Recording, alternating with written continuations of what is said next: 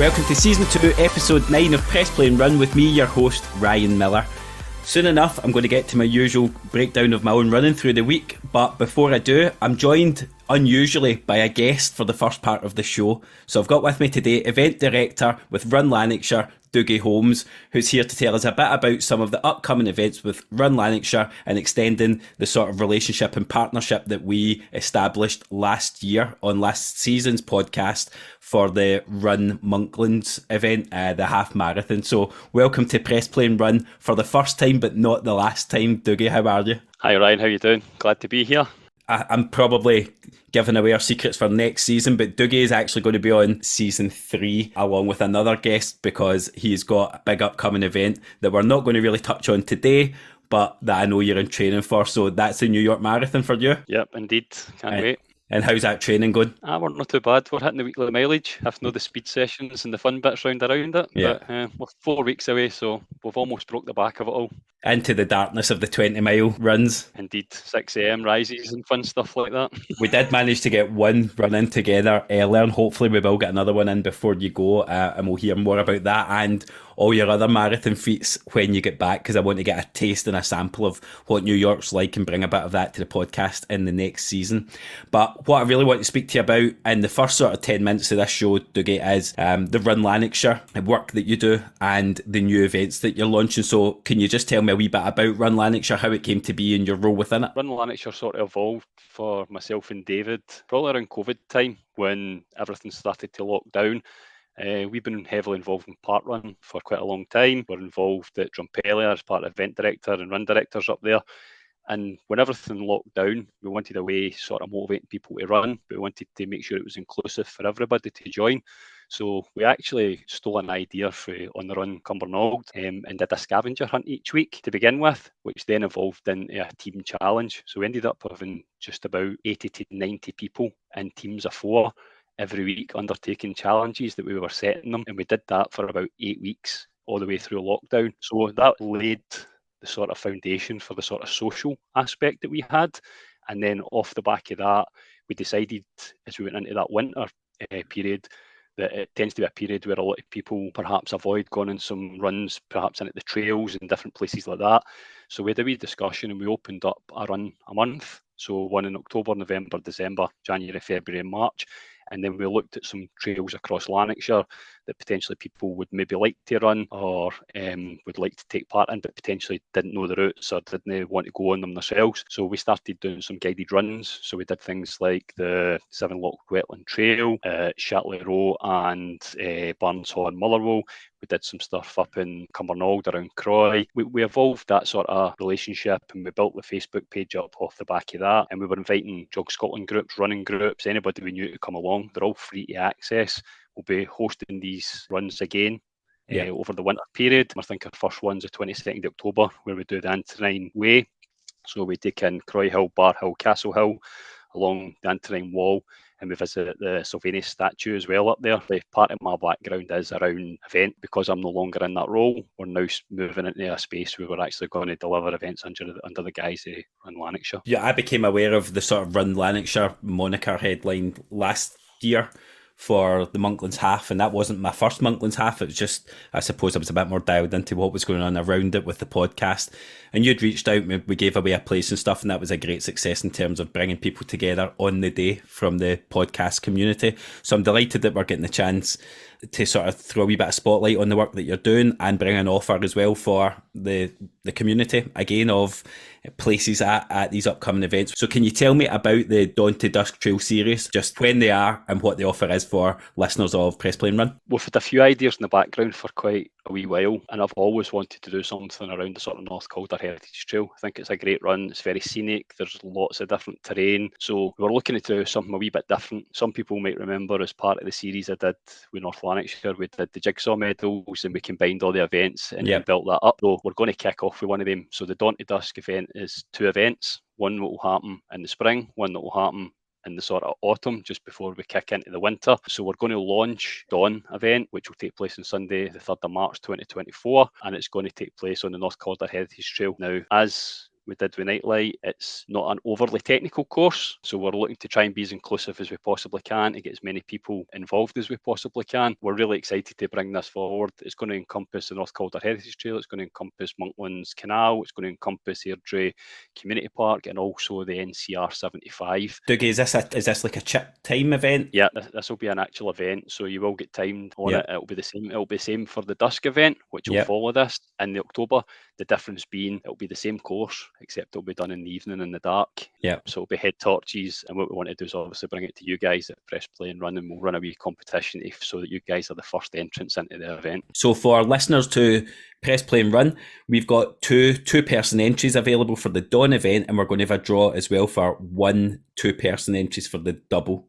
That gets you into both events. So I think I've got that right, and I've said it out loud now, so even if I've not, Dougie's now completely committed to that. If you just look out off the back of this episode, the day following the episode, I will put out the graphics in and around the event.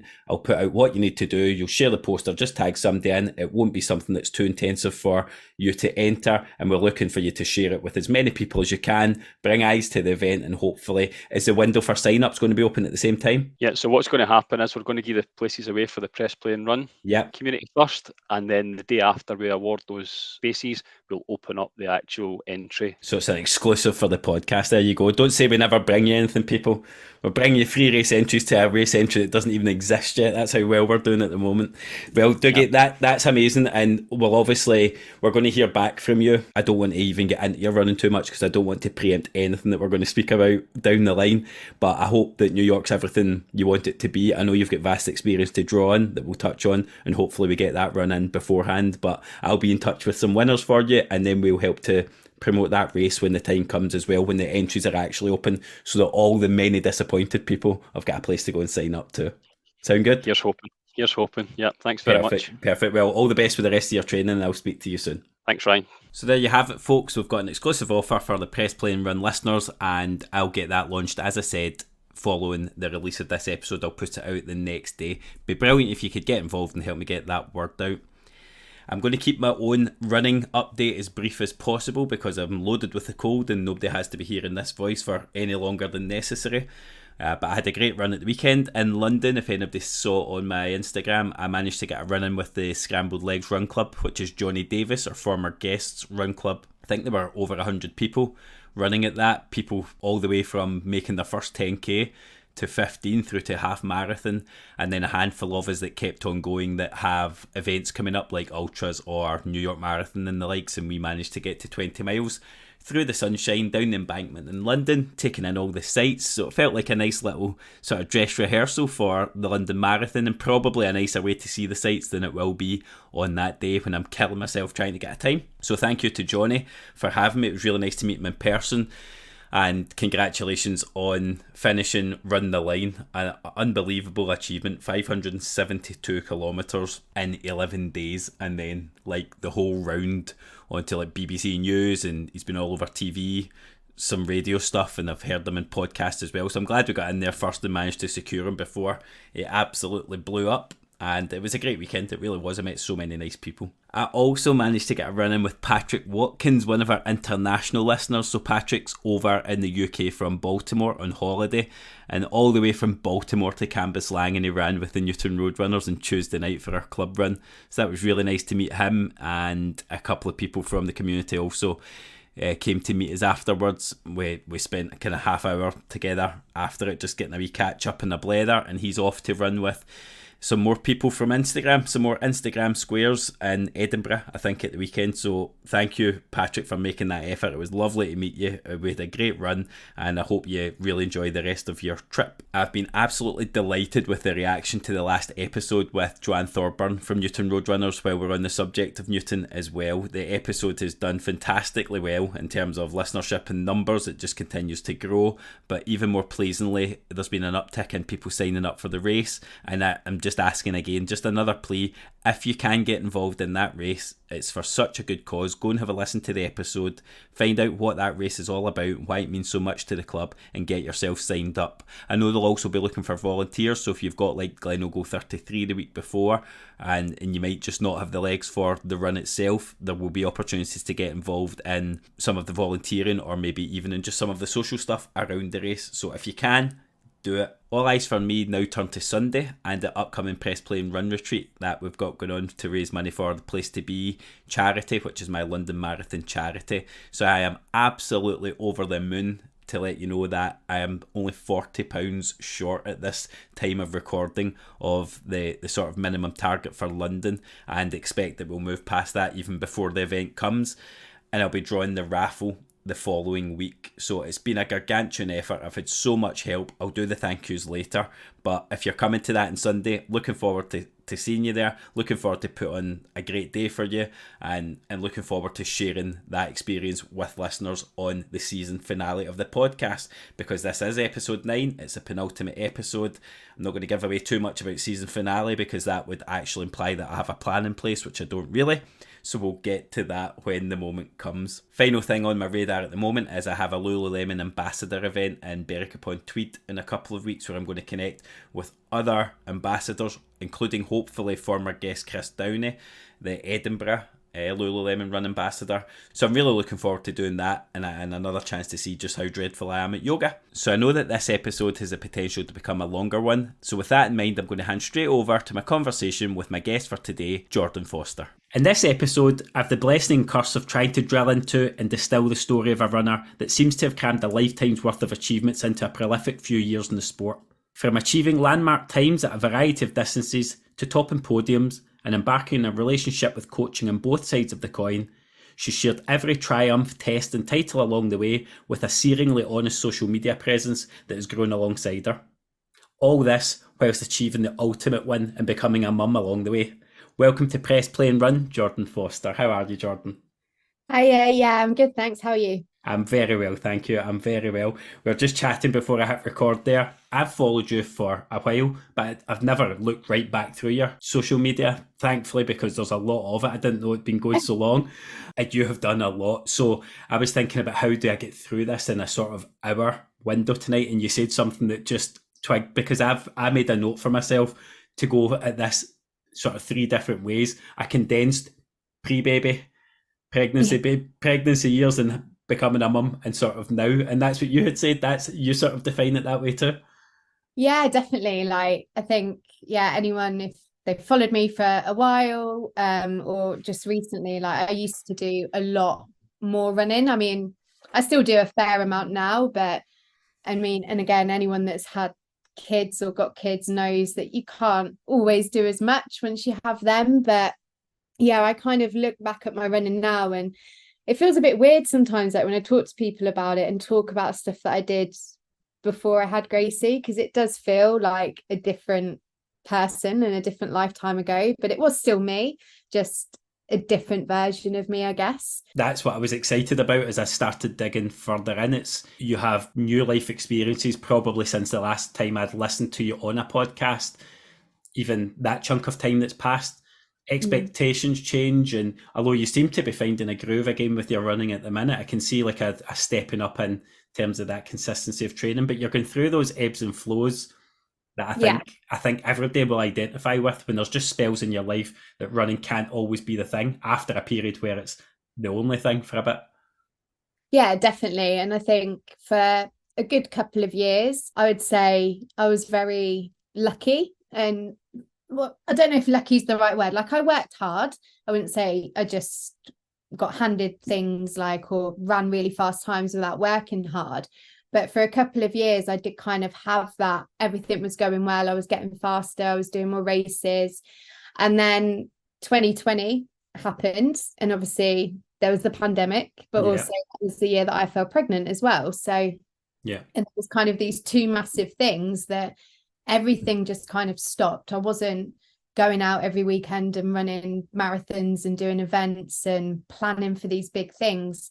everything kind of changed overnight, from finding out I was pregnant to then the world going into lockdown. And it kind of made me obviously take a step back, which, looking back, and like when I came back into running afterwards, I kind of felt like I needed, because there's only so long that you can continue to just do race after race and train without having a break. And I think having that enforced break, coming back to running like after having Gracie, was amazing. And I really loved kind of getting back into it and getting training for a marathon again. And then I kind of dipped again, because I think, again, if you've got kids, like being a parent is quite tiring. So I had a baby, I went back to work, and kind of running just fell further down the priority list for a while. But yeah, I'd say kind of like the last 3-4 months I've really kind of got back into it and started to like really enjoy it again and love it. And it's great. It's not luck what you do with the opportunity,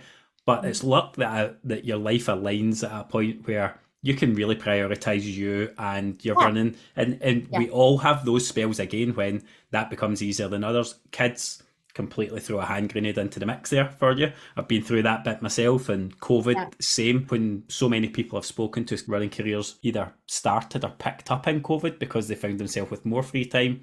I found myself with significantly less, just because of the job I was doing, and also the lack of races killed me for motivation, because that's what really drove me at that point.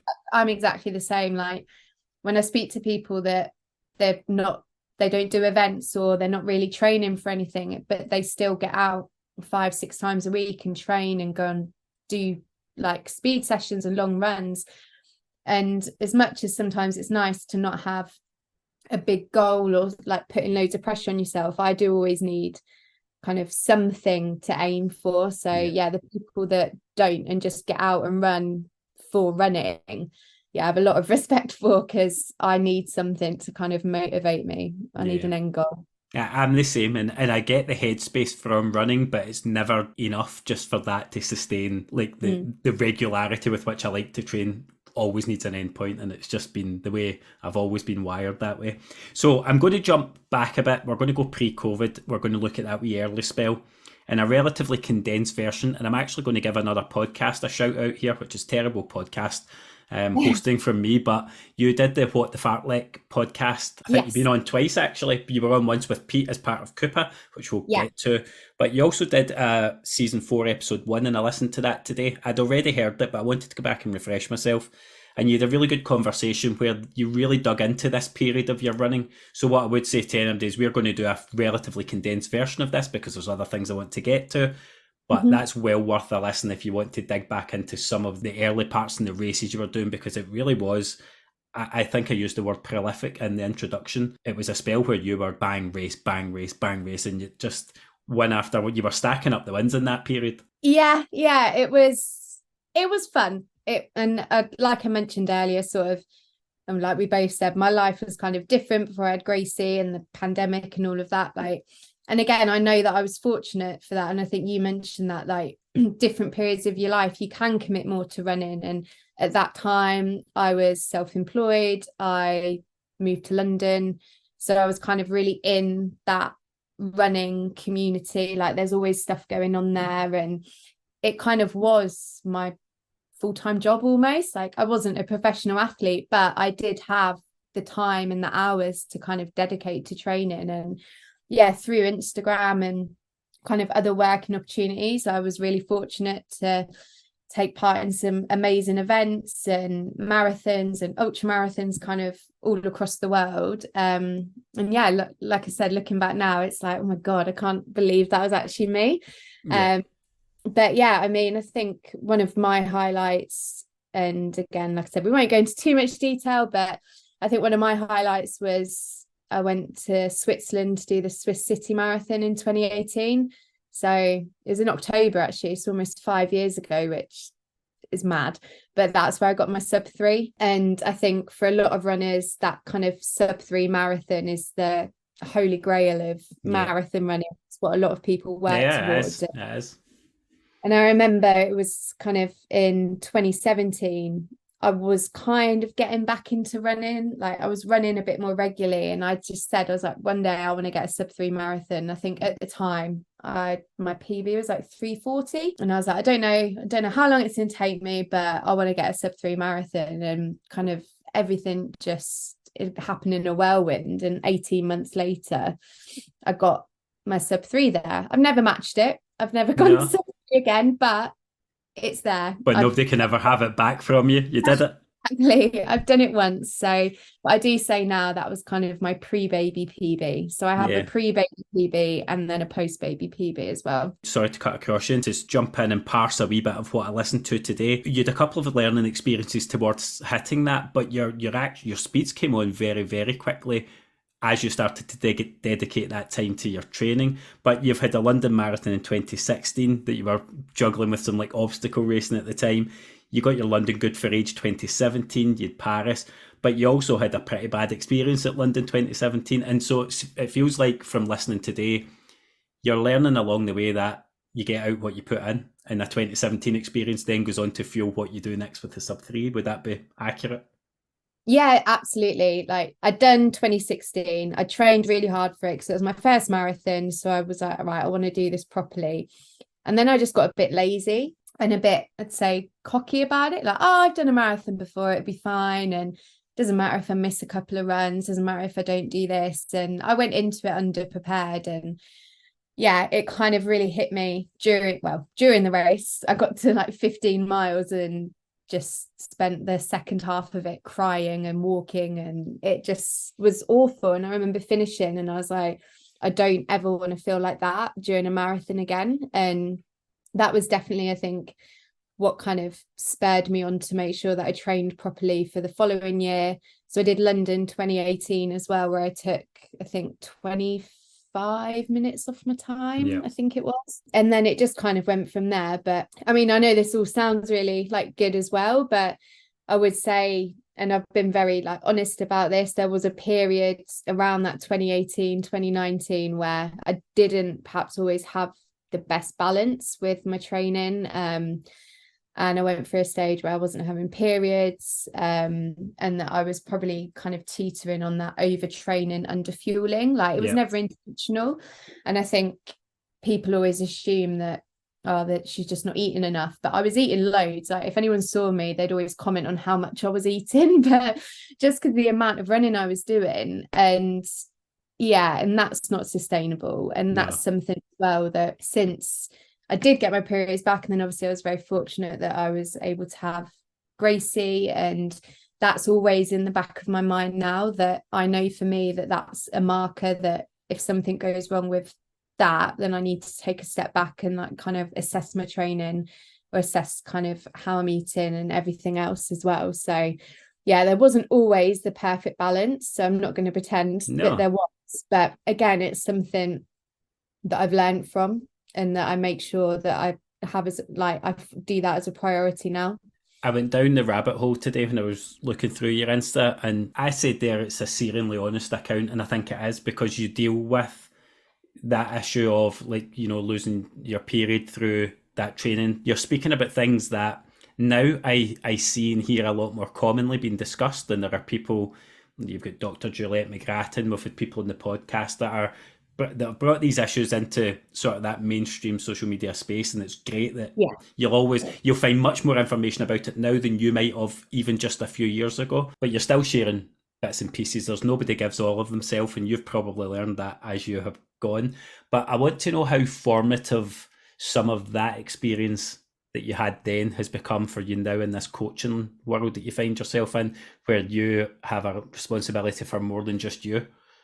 How has that shaped you as a coach? Yeah, I think it definitely did. And when I was doing my own coaching, so for a few years, so I stopped doing it now, but I had a coaching business called PMG Coaching, and I did primarily coach women. It wasn't that I just coached women only. I think it was just that women perhaps felt that they could relate more to me. And one thing that I always tried to make sure is that I would have these honest like conversations with my clients. And it can be, I guess some people don't feel as comfortable talking about it, and unlike me, people probably wouldn't put it all over their Instagram, but I felt with my platform I did have a bit of a responsibility to be honest and share share kind of my experience. But I think people like appreciated that from me, and that's why they wanted to be coached by me, because they felt that they could talk about that. And it was about giving that advice. And I'd always be making sure that, you know, my clients had enough rest days, or checking in with what they were eating and things like that, because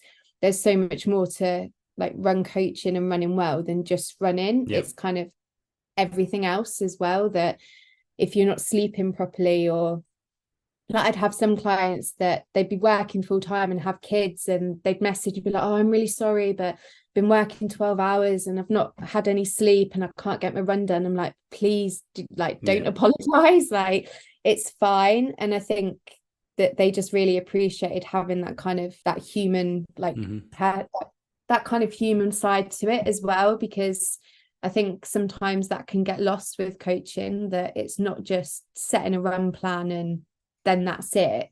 It's everything else that goes alongside it as well. And did you have any kind of battles internally in terms of sharing that, where I suppose that I've got a wee bit of experience of this in the last 6 months with what's happened at a much lesser scale, because your social media profile is really, really well followed, where people become invested in what you do. That's what I've found. People become invested in your journey because you're sharing. But it also brings with it pressure to share more, if that makes sense. And actually some of those days I'm already finding, like maybe even the last couple of weeks have been like that. I kind of wanted to just withdraw myself a little bit. And then you've got people that are proactively reaching out because they're used to a certain level of openness. And how did you deal with that sort of growing side of things? Yeah, I think it's a weird one, because I mean, I've had conversations with like friends and other people that are Instagram, and I do think that Instagram and that kind of social media has changed a little bit over the last few years. And again, if you do go back and like look through my profile, I did used to share a lot more. I would be that person that kind of posted every single day, sharing every single run. But because running was the main thing in my life, it was it didn't really feel unnatural just sharing everything. Whereas now, because my life, there is still running, but I've also got a full-time job. I've also got Gracie. I've also got other things. So I'd probably say that I've stepped back a bit from sharing as much. And I don't want to give this too much airtime. And I don't know if you're going to ask about it, but I think over the last couple of years as well, been dealing with like trolling on social media. I don't want to mention the name of the website, but I'm sure everyone's aware there's this not very nice website where people go on and just basically slag off influencers or people on Instagram they don't like. And for a while I was a pretty big target on there, and I think that made me kind of step back a little bit from it, which was sad, but I've kind of got too much other stuff going on now that I was going to touch on it. I wasn't going to go too far down that track, but I did notice naturally as I click through your posts today and I'm looking, it's like, oh, okay, you're dealing with things that have never been on my plate at all, because I think it's a very different space for a male, particularly for like myself, middle-aged male, than it is for, at that point, even younger than you are now, young girl, and you're putting yourself out there, young lady putting yourself out there. And I could see front and centre some of the less kind comments, and actually just well out there comments of, well, nobody asked you to share this. And you're thinking, you've come out your way to write that. So that world of online trolling is not new to me, given the job I did before as well. It's something I've dealt with. It's horrible, horrible, horrible place. I wasn't going to go too far down that track.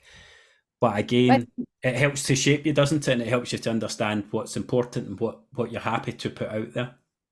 But I think, and I think I did used to share a lot more kind of personal stuff, and like, again, things with losing my periods and when I was pregnant and having Gracie. And the reason why I did keep sharing that stuff is because whenever I did share something that was maybe a bit, not taboo, because they're not taboo subjects, but maybe a bit more personal or an issue I was dealing with, I'd always get messages from mostly other women saying that they were dealing with the same thing or they've gone through it as well. And it kind of encouraged them. Like I had so many messages from women when I talked about periods that they'd gone through the same thing, and it made them then go and reach out for help and things like that. And that's kind of the side that if someone just looked at my profile, they wouldn't necessarily know that. I might just think, oh, why is she sharing that attention seeking? Yeah.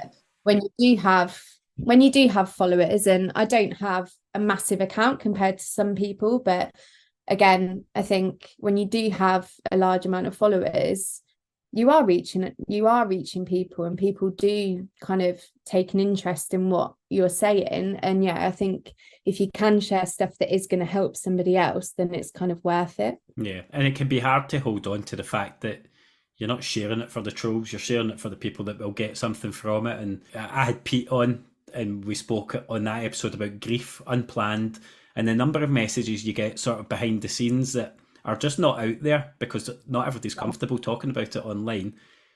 No. That's helping countless people to regulate their emotions and even just think about or say something out loud. And so more kudos to you for doing that. And it's these trolling situations, I don't need to patronise or tell you anything. It's always a deficiency with the other person, not with what you're doing. There's always something lacking in that person's life.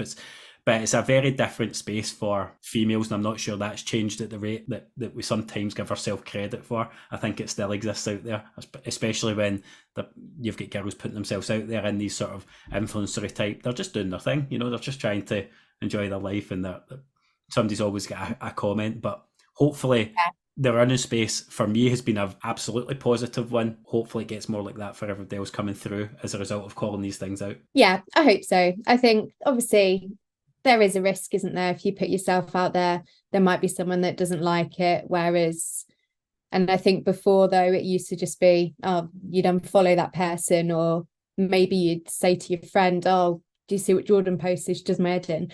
But now there's this platform where people can go on, and hate feeds hate, doesn't it? So if one person writes on there that, oh, did you see what she posted today? Bloody, bloody, blah. And then they just all encourage each other. People can proactively sign onto a platform, follow you to tell you what they don't like. it's wild. Yeah, it is a funny world, isn't it? Yeah. But the good news is you can always run away from them, because with a sub-3 marathon, there's a fair chance they won't catch you. That's true. I want to touch a bit on the ultra, because I know you did gloss over it. That wasn't just any little ultra either. Can you tell me about it, please, the Jordan? Yes. So in 2019, I was very fortunate to be invited by Ultra X to go out to Jordan and run the Ultra X Jordan race. So it was 250 kilometers over 5 days in the Wadi Rum desert. I'd never done anything like that before. I think when I kind of agreed to do it, I'd done a 50k and I had a 100k coming up. I did Race to the Stones. Yeah, I saw that. That was my warm-up race. But yeah, I'd never ran in the desert. I'd never done anything like that. But I was very much going through the time in my life where I could just say yes to anything. And I was like, well, I'll give it my best shot. What can go wrong?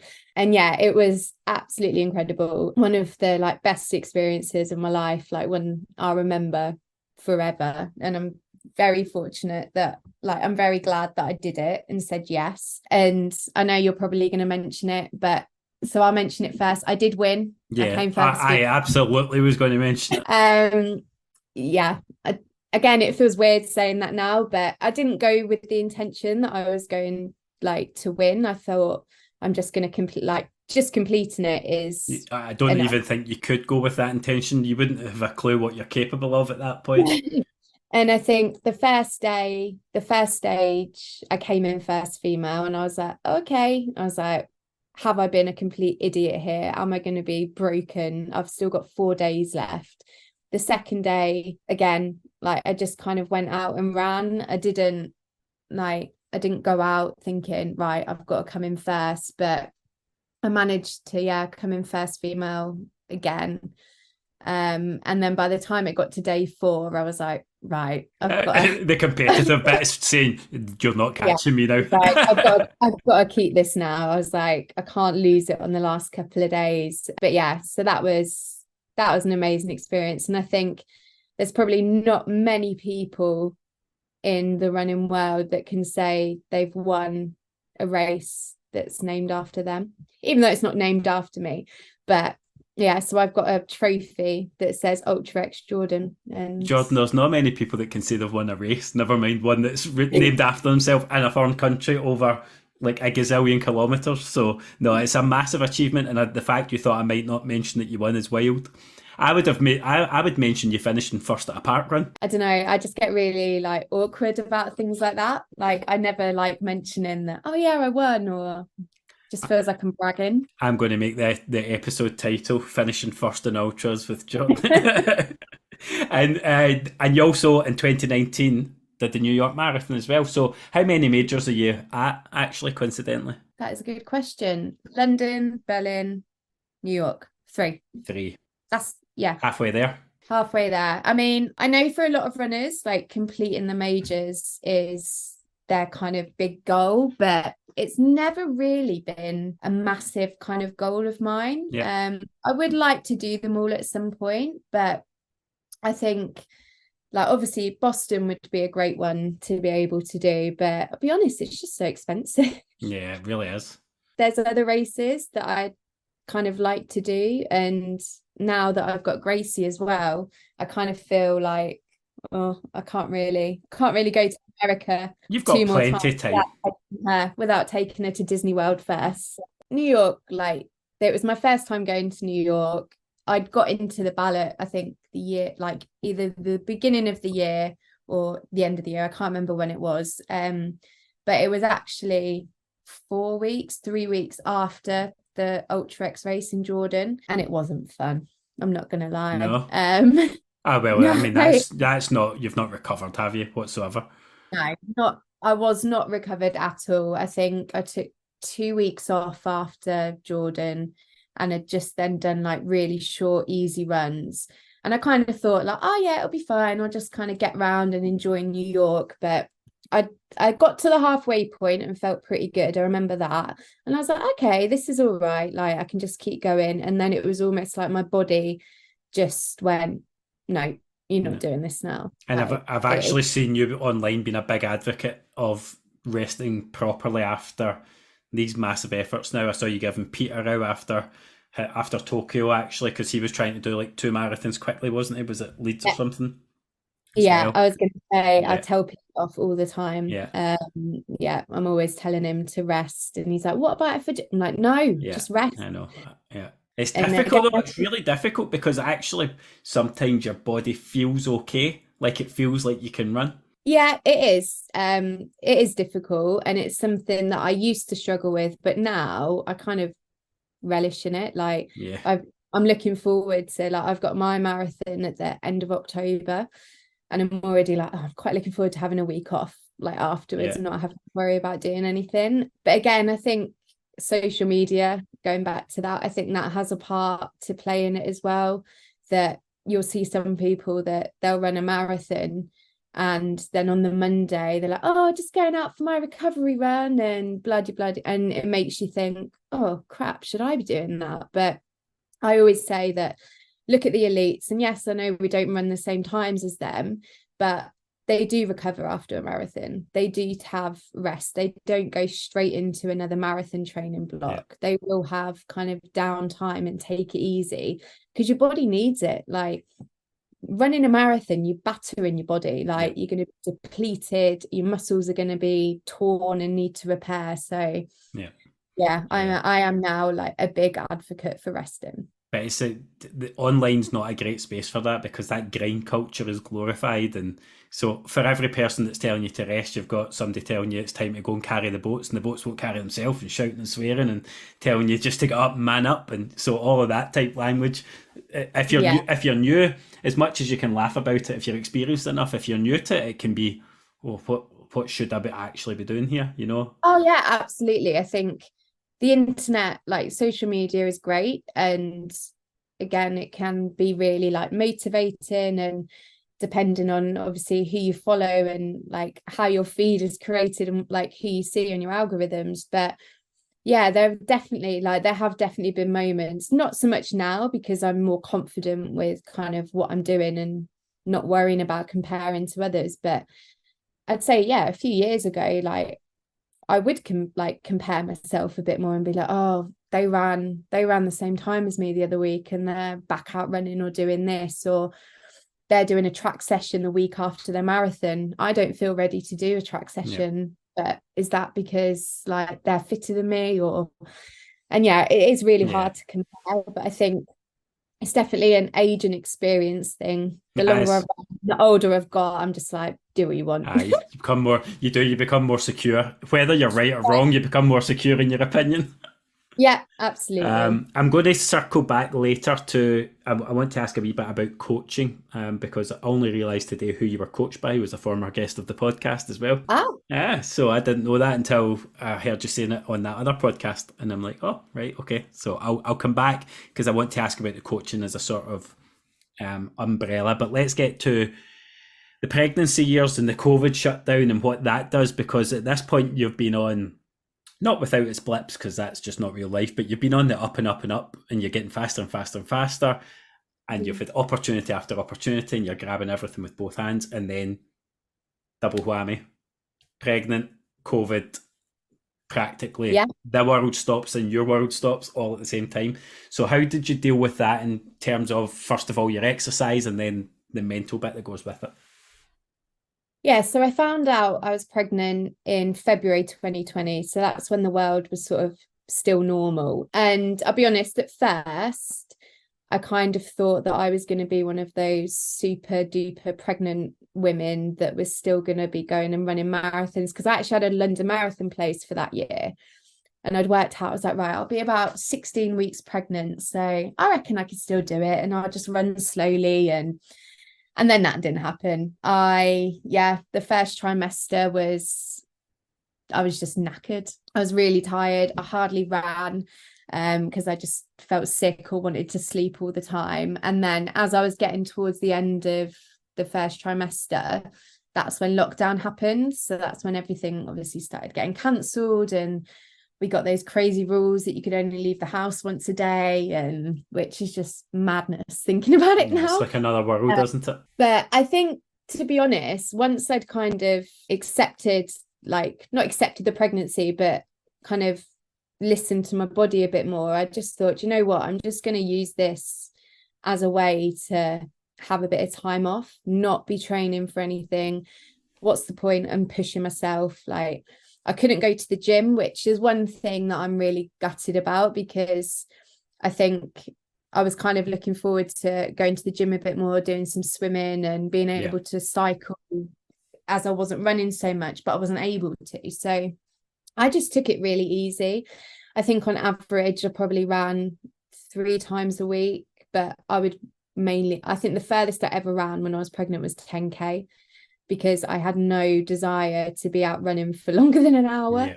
And I know that everyone's different, and it's amazing, like seeing what some people can do. And again, at the time, I think I did compare myself a little bit to other women online. And I think because of my background and how much I was running before, when we announced that I was pregnant, I think everyone else had this opinion that, like, I got messages from people being like, oh, you'll be fine, you'll be able to do this, this and this, and once you have the baby, you'll snap right back. And I think even when I was pregnant, I was like, oh God, everyone's going to be expecting me that I'm going to be like running a sub 25K a week after giving birth. And it just that wasn't my experience. I gained quite a lot of weight. I blame COVID for that, because there was nothing else to do apart from get takeaways.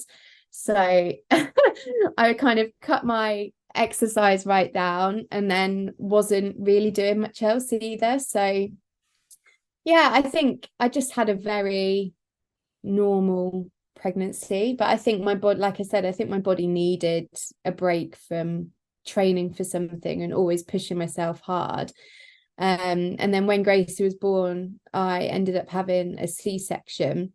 So I didn't run I went for my first run when she was 11 weeks old. And again, I kind of thought when I was pregnant that I'd be itching to get back to running. Again, speaking to other like pregnant women or women that had had babies, they're like, oh, I couldn't wait to get back and exercise, and going out when the baby was like 2-3 weeks old. But I'll be honest, I was just so knackered that exercise was the last thing on my mind. If anyone followed me around that time, they will probably remember that Gracie did not sleep as a child unless she was being pushed around in a pram. So I pretty much spent every day for the first few months of her life walking around South London trying to get her to sleep. Just please go to sleep. So I had no energy to run. But yeah, I remember my first run back, I kind of went into it thinking, I did a lot of running like before I was pregnant. I did run up until kind of 34, 35 weeks. I should be fine. I was like, I'll just do, like, I think I tried to run a mile, and I was like, I'll just do that, walk, and then try and run another mile. And it was so hard, and it just felt horrendous. And I kind of persevered with that for a couple of days, just trying to run without walking. And then I was like, do you know what? I'm just going to go back and do Couch 5K. Yeah, I saw that. I actually loved the fact that you not only did that, but that you posted about it at the time as well, because I think you need to park your ego at that point when you've been where you were. And as you said, people are foisting their expectations on you, usually from a good place. It's because they see you as, they see the nice bits and the glam bits and the fast bits, and, you know, but you quite openly said, I'm doing Couch to 5K, which you would associate with a brand new runner. But again, formative from the coaching side of things, different point of your life. Tell me about it. Yeah, and do you know what? It was, at first, I was like, I can't believe I'm having, because I'd never done Couch 5K. Like, even when I started running, I just used to go out and run. It really helped though, because even though like the first couple of weeks, for anyone that's not done Couch 5K, I think you run for like a minute. I think it's 1 minute intervals, and then you have a break and then run again. And even though that I felt like I could do it and I could run for a minute, it was nice to know that I didn't have to push myself more. Yeah. And yeah, I think I did it for 7 weeks. And I think by the time I got to 7 weeks, I kind of got to that 5K level. And I was just like, right, I'm just going to do my own thing now. But I'm really glad that I did it, because when I was just trying to go out and run, it was just making me miserable because it was really hard. I wasn't enjoying it. Whereas by taking a step back and doing Couch 5K, I was able to kind of build up gradually. My fitness was improving as I was doing it. And it kind of just felt like every run was a massive achievement. Like, even if I was only running for 3 minutes. Yeah. I've got some friends who are former footballers, and we all played football together, and then we all stopped at the same time because you get old and decrepit and your body can't do it. And they've tried to do the running bit, and they can't, and I'm doing the air quotes, they can't do it because they can't do it. But actually usually what it is, because we've all had those knocks, is just that thing there of they're out trying to run 5K in the first hit after not doing anything for sometimes years, because here in their head it's like, but I can. So, but you're suffering and you're hating every run, and you just will not stick something that you hate that much. And I've been trying to encourage some of them to go, you know, lamppost to lamppost or Couch to 5K or whatever it is. And just because you can do something doesn't mean you should, and try and find your enjoyment. No, exactly. And I've had this conversation with so many people, like, again, lots of women that are coming back from having a child, or maybe someone that's been injured for a long time and is coming back to running. Yeah. And I just always say, like, drop your ego. Yeah. The people that have got a sporting background are the absolute worst for it, because but that is it. They're still stuck here in their head.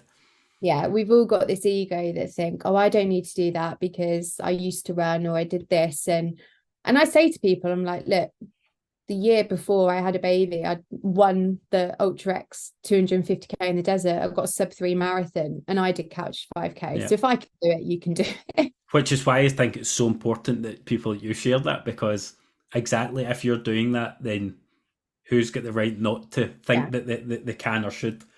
Exactly. And I think what I also say to especially like women that are coming back from childbirth is that you don't have to rush it. And it's much better, like so much better for you to finish a run and think, do you know what? that was pretty easy. I probably could have done some more, rather than finishing a run and being like, oh my God, that was horrific. I'm never going to get back to running again. And then you don't go out running for 3 days because you hated it and you put it off. Whereas by doing something that is a bit more manageable, you're finishing it and you're going to feel really good because you felt like you've achieved something and that it went really well. Yeah. So, and there's progression. You've got progression all the time right through that. And I want to fast forward again, flip that forward to show you went from couch to 5K. And by that May of 2021, you're back under sub 20 for your 5K. You're back at a 3:10 marathon in September in London. So it's that couch to 5K is just a point in time, reflective of where you were. It's not where you're always going to be. Yeah, exactly. And I think it's really hard to sometimes look at it. And I'll admit, like, there were times when, because I started couch 5K in that January, so January 2021. And I knew that I had London in the October. And there were times where I was like, how the hell am I going to go from doing couch 5K to be getting up to running a marathon? But you do forget, like, running, especially if you have run before. And I'm not going to pretend that it will be the same for everyone. Like, obviously, I did have a lot of prior experience, but for that short period of time, like, I was almost like a beginner again. But yeah, sometimes you've kind of just got to not focus on what you want to do in 6 months or 12 months time and just focus on that. And yeah, I mean, I don't know what would have happened if I hadn't done couch to 5K. I probably would have just stuck with going out on these runs and absolutely hating it. Maybe not even wanted to get back into running properly because I'd convinced myself that it was horrible and that I was rubbish at it. It's actually a trap that I can fall into myself sometimes, looking too far ahead in the plan and thinking, oh my God, how am I going to manage whether that's the paces or the volume or sometimes just the number of sessions. So I'm in ultra mode at the moment and made the mistake of looking forward the next 3 weeks head into peak for me. And I'm like, oh, that's going to be like, don't do it. And it's those long runs. It's looking to out of every Saturday or Sunday back to back and thinking, oh no. And I'm already dreading things 3 weeks away, when actually I had a wee conversation with somebody this morning and say, that's your fault. We'll get to that. But actually, when I look and break it down, every run is attainable and doable and achievable. I just need to stop looking ahead and stay where I am just now, because it's a point in time. But it's very easy to let the head go. Mm-hmm.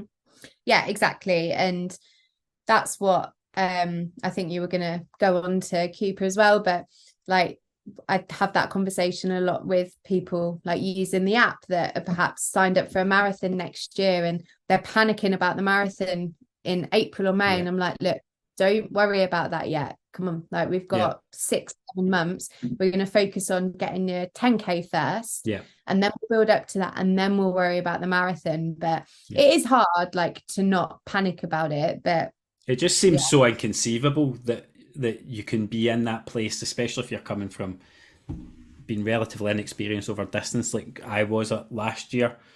A marathon feels a world away from 10Ks and even the odd half marathon. To think when you finish a half marathon at effort pace, oh my God, I need to do that again. It just, you would never do it if you actually just let your head dictate it. But if you just keep focusing on the next session, you're all good. I always say to people, like, when you're marathon training, so like the first couple of weeks marathon training where your long runs aren't that bad, like maybe you might start off at like 8-10 miles, but at the time going for a 10-mile run when you've not done it for a while feels like a really long run. Then you do marathon training, you go up and up and up in your peak, and then it comes back down, and then by the time you get to the end of it, you're like, oh, I've only got to run 10 miles today. That's fine. Exactly. Whereas 16 weeks before that, you're like, oh my God, I've got to run 10 miles. Whereas you get to the point where you can just run 10 miles without thinking about it. 10K used to be my long run, Jordan, and now I'm like, yes, I've only got 10K today. It feels like such a win. Yeah, that's nothing. I know. That's a warm-up. I know, and it does. It just completely flips the psyche. I do want to, it's a nice segue into Coupa and coaching more generally, so we will touch on Coupa through this. But you were a running coach and you got a running coach, so you became a coach with a coach. And I read something or I heard something, I can't remember where it was, and you said you could be guilty at times of setting sessions that you like for yourself. when you're Absolutely. when you're coaching yourself. So can you talk to me about maybe first of all what you learned through getting a coach and why that worked for you at that point? Mm-hmm. Yeah, I think, and I've had that question before, like, you're a coach, why would you get a coach? And I think a lot of other coaches that I know as well, whether that's a running coach or a PT, like I know PTs that will have their own PT, and it sounds silly because yes, you know what you need to do, but I think for most people, most of the time when they get a coach, like a one-to-one coach, it's not even the plans as such, it's more having someone to kind of talk to you about your training, tell you to either not be an idiot, tell you to take a rest day, or kind of give you permission to rest as well. But yeah, when I did try to self-coach, I definitely was guilty of that. I'd be like, oh, I don't really want to do that session. Yeah. Oh, I'll do this one instead because I know that I like it. Or you kind of feel like you've got no one checking in on you, even just to kind of say, oh, that run went really well done, or okay, do you need an extra rest day, do we need to swap things around? It's just having someone else to take care of it. And I think it was especially important, well, I wanted a coach after I came back from having Gracie, because having a baby is, it's hard work. I was then going back to work myself, and I just thought, you know what, I don't want to have to worry about my own training. I want someone else. I worry about 30, 40 other people's marathon training. Yeah. I want someone else to take care of mine. So I use Coupa. You are a head coach with Coupa and partnerships manager with Coupa as well. But yes, that's what Coupa does for me as well. It's different because I don't know enough, or maybe I now know enough that I could get myself through a marathon plan. I think I probably do now through my club and all that stuff.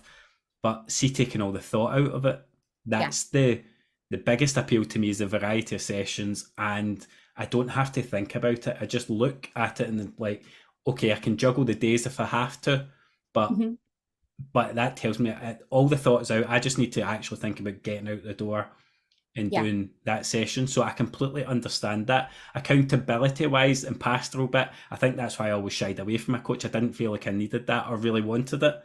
But I have found that I get the best of both worlds there informally, because there's people like yourself and there's Pete there, and you gave me a row about not feeling on a run recently. That I was like, I didn't even know you were watching. I shouldn't have said that out loud. But Pete will check in as well every now and again and just see how you're going. So you've got that little pastoral bit there but it's not about each run every session, although you're getting that feedback through the social platform. So can you talk to me about the difference between that online platform and how you're adjusting your coaching to what you'd have done when it was PMG, and what that dynamic's like for your clients, if you like? Yeah, so when I did PMG coaching, after I came back from having Gracie, I kind of decided that I was going to take on a few less clients because I didn't have as much time, but also I wanted to dedicate more time to each of my clients. So we'd have like a WhatsApp group, so everyone would kind of talk in the WhatsApp group, and then I'd have regular catch-ups over Zoom with clients as well, just to kind of talk about their training. But like I said, sort of at the start of our chat today, a lot of the time we wouldn't even end up talking about training. It would be other stuff kind of going on in their life as well, because again, I think we kind of forget everything else that can impact our running. So we might end up talking about if they've had a stressful week at work, or they might just come and say to me, oh, Jordan, my sessions haven't gone very well today, and say this and this. And I'm like, okay, right, you went out at 6 a.m. Did you have breakfast before?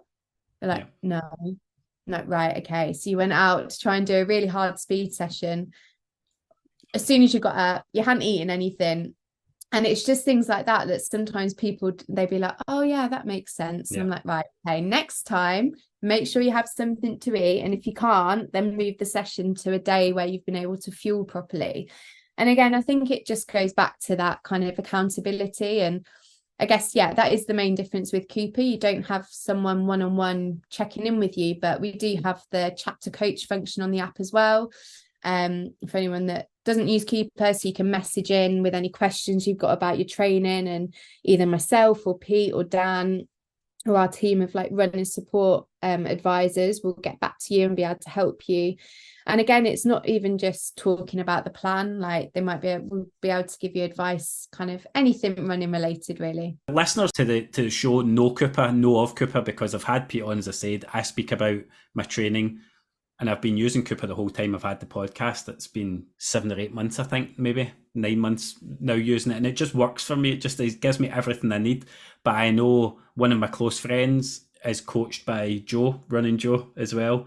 And she has that pastoral relationship with Jo too. Yeah. And I think as much as she gets the training from her, and I know that obviously she's an expert in what she does as well with the actual training sessions, it is the pastoral side of it that Kirsten benefits hugely from, and that understanding, especially from another female, of just some of those tests that can be in the working week of trying to fit in, an ambitious marathon plan. So something will work for everybody, but not everything works for everybody. I think it's one of those things. Exactly. And sort of, we understand that we don't ever say that like Cooper can replace everything, because there will be people that will benefit from having a one-on-one coach, or that's what they want. But obviously there is a cost to that as well. So want to make Cooper, and we want to make running plans accessible for everyone, and not just you can afford an online one-to-one running coach, or you have a free PDF plan.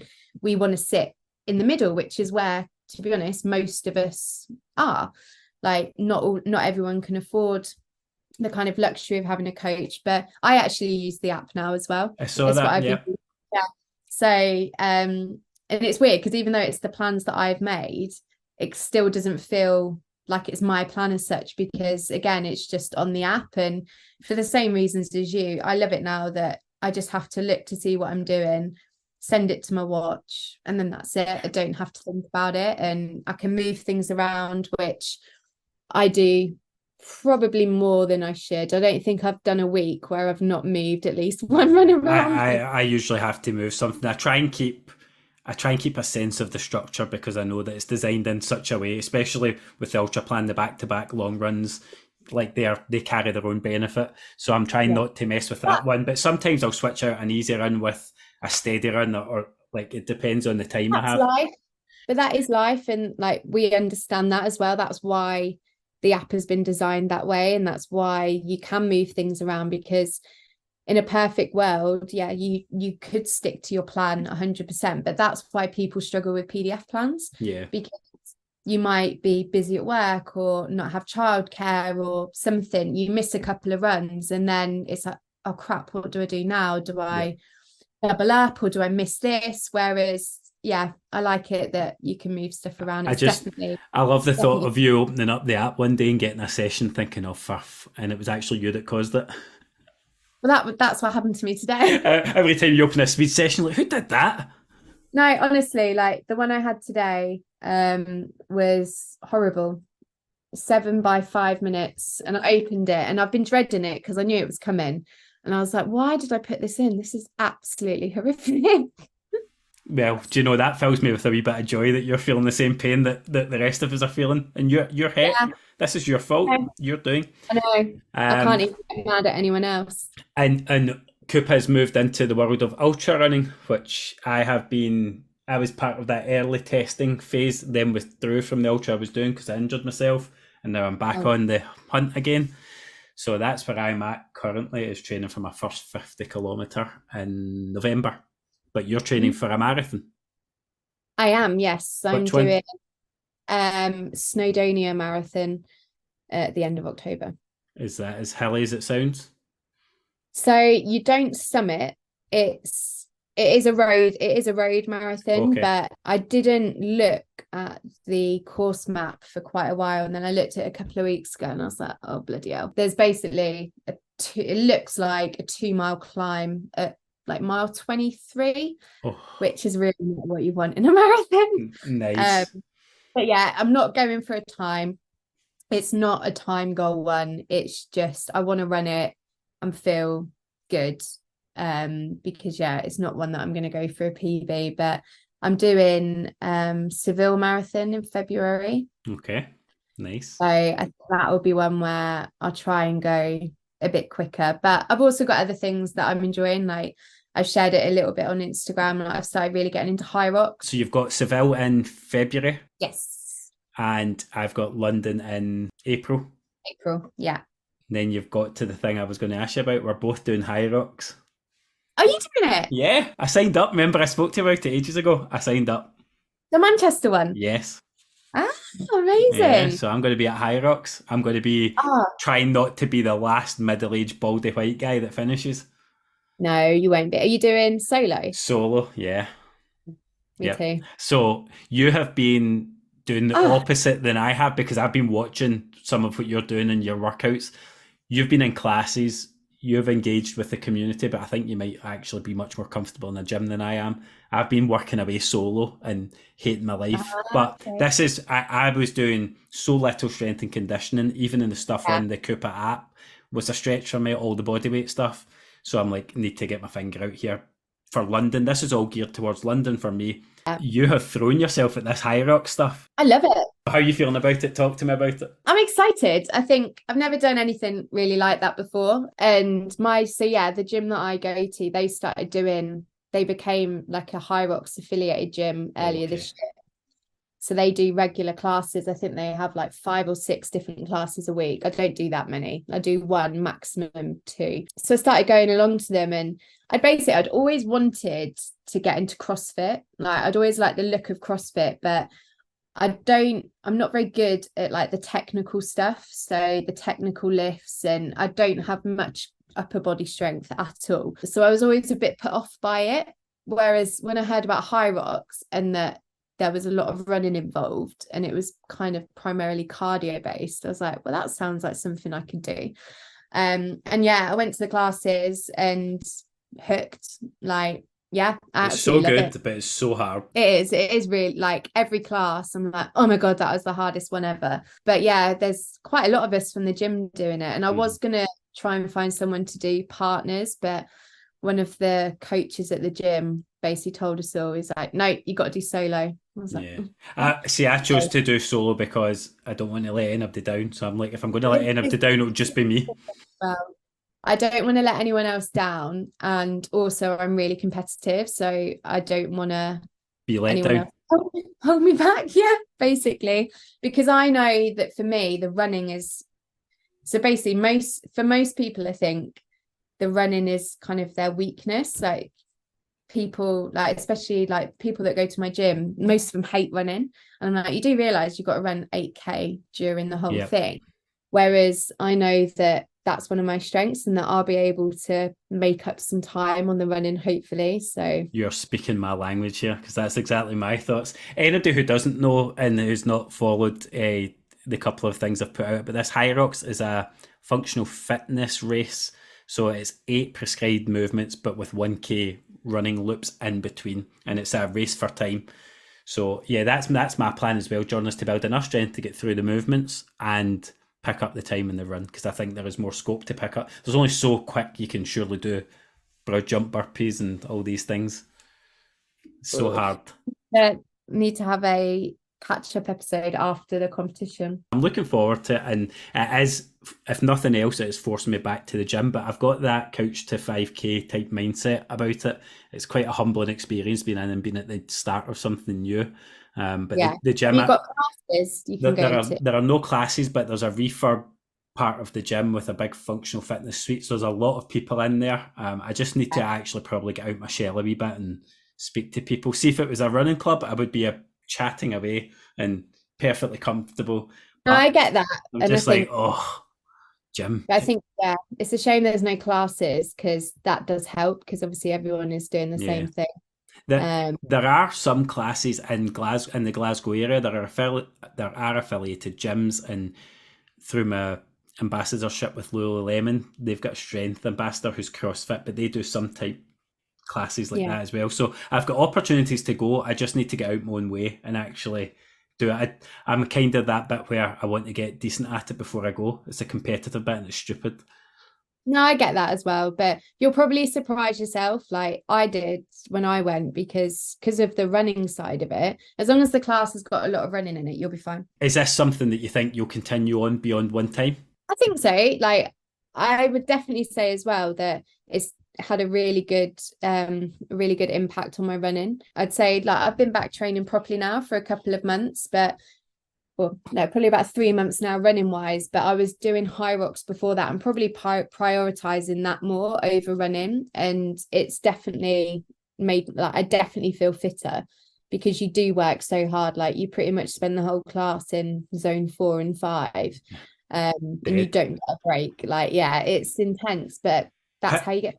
How are you dealing with running through the DOMs? Or are you not? Are you past that bit? Because I am like brutalised by it. I go to the gym usually on the Monday to do it, and I can still have DOMs on Thursday, like comfortably.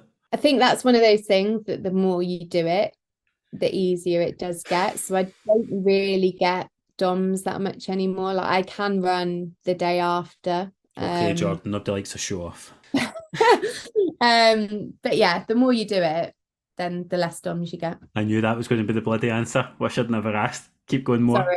I know. There is no shortcut. It's like the running. Actually, there is no shortcut to it. You just need to keep doing it. And what lies beyond Seville then? Obviously, as a mum, your priorities completely change. The landscape completely changes. You've got Cooper and a lot going on there. Like there seems to be developments. So what's going on for you? What's going on Cooper wise? So I did put it on Instagram, but it was only on my story, so it might have been missed, but I entered the ballot for Lakeland 100. I did see that. Thinking, I won't get in because it's a ballot and, you know, people never get in the ballot. And I got in. So that's the end of July, but that's the next year's problem.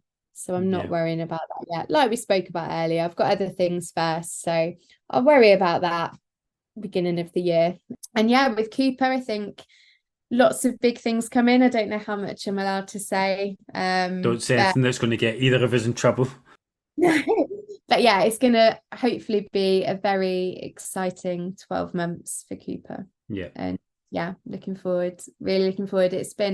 I can't believe I've been with them now nearly a year. So I joined initially like November last year to help with the coaching side, and it's kind of just growing from there. So now from October, I'm going to be full time with them as well, which will be another challenge. Yeah. I do another day in a week, but yeah, I'm looking forward to it. And it's just, yeah, it's a lovely, like a really great company to work for. And obviously, you know, Pete quite well as well. And yeah, just through the podcast and getting to know him a bit better. I just love what they're trying to do and what the company, there's something bigger than the running that I appreciate. Yeah, I think it's all the other stuff that we do, like obviously the stuff with the Refugee Run Club and kind of everything with that. Like we got on the women's, like they were on the cover of Women's Running this month. I'm actually heading down to London at the weekend for Vitality 10K. I'm running it with 5 of our female refugees. So it's just things like that Cooper do that perhaps other like running coaches or running apps don't do. And it's everything else. It's there's a very human face on what could be a very dry technical app otherwise, you know. Exactly. And that's one of our kind of priorities, is to always make sure that we're kind of people first, even though we are an app, and whether that's like the people that using the app, people that don't use the app, but we just want to help them. And So Jordan, the time's come now for me to end the episode the way that we always do on Press Play and Run, which is with the quickfire questions, and then I'm going to get you to select your track for the Press Play and Run playlist, which is on Spotify. And in that, each week, the guest picks a song that very rarely would ever come out their running rotation, a song that gets them going, maybe during a marathon, the hard yards, a time when you need to dig in. So we'll come to that. But before we get to that, I'm going to ask you our quickfire questions. So are you ready? No. That's the wrong answer because I'm going to ask you them anyway. On your marks, get set, go! Favourite running shoe of all time? Vaporflies. Favourite training route? Oh, the Triangle in Chester. If you go. Chester, you'll know it. Proudest running moment? Oh, I think it has to be Ultra X Jordan. I think it should be. Favourite podcast if you listen to podcasts? Parenting Hell with Rob Beckett and Josh Widdicombe. Worst race or running experience? Okay, worst running experience, bit of a general one, but you know, when you're out on a run in the middle of nowhere and then you need to go to the toilet, that always kind of ruins any run. But yeah. It's the most common answer to that question. There's always there's a poo story in every episode, practically. Go to pre-long run meal. So what you're fueling with ahead of, let's say, a marathon or a 20 miler? I always have a bagel with peanut butter and honey. And if I'm running a marathon, I'll have 2. If you could run alongside yourself as a beginner runner, what advice would you give yourself?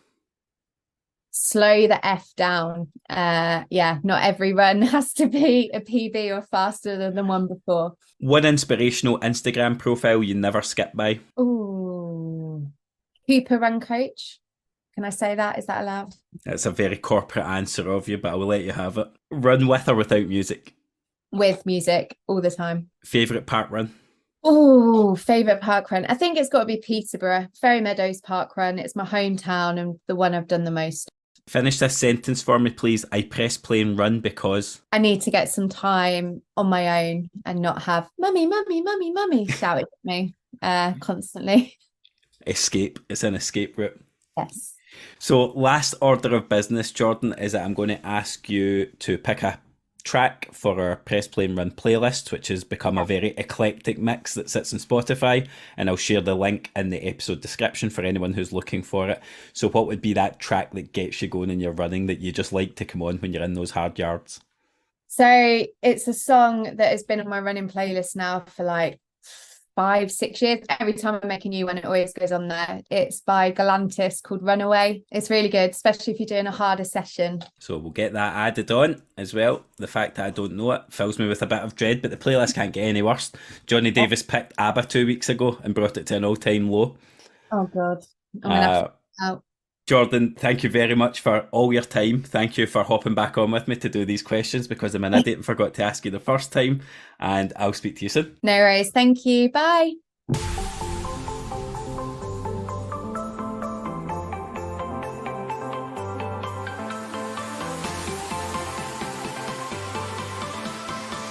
Thank you to you, the listeners, for joining us for another episode of the Press Play and Run podcast. You can really help to support the podcast by subscribing or following on your podcast platform of choice and by leaving a review. Don't forget to follow us on Instagram at Press Play and Run Podcast, and to add the Press Play and Run playlist on Spotify. We'll be back every 2 weeks with new episodes, and please be sure to keep an eye on our Instagram page to find out which guests will be joining us. Until then, keep getting the trainers on, press play and run.